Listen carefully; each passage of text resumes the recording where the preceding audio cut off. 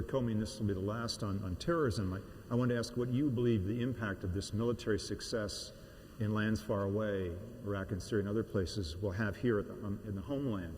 Should we expect to see more ISIL-inspired domestic strikes like we saw in San Bernardino or Orlando? And what's the FBI doing, along with its domestic partners, to prevent that? I agree very much with John that the threat that I believe will dominate the next 5 years for the FBI will be the impact of the crushing of the caliphate, which will happen, but through the fingers of that crush are going to come hundreds of hardened killers who are not going to die on the battlefield, and they're going to flow out maybe to other places of metastasis, but a huge number are going to flow north into Western Europe. And being equipped for those, the Paris, Brussels type attackers flooding into Western Europe and trying to take the fight here to maintain ISIL's cred in the global jihad world is going to dominate our lives. And so I want to echo what John said. Getting better at working together across the international boundaries, helping our European partners share information better among themselves and with us is critical to that.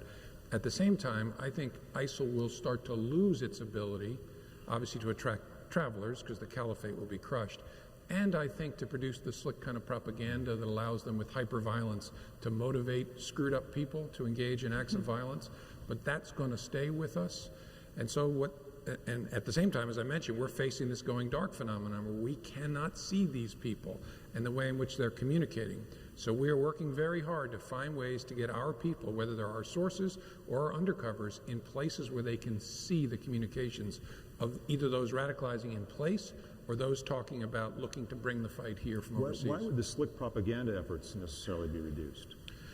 Because producing slick propaganda requires facilities and people and some sort of bureaucracy. And as your geography is shrunk and then you lose your safe haven, it's much harder to produce it there. It doesn't stop it, but their media machine, which has been one of their pillars of strength, will gradually be degraded over the next few years.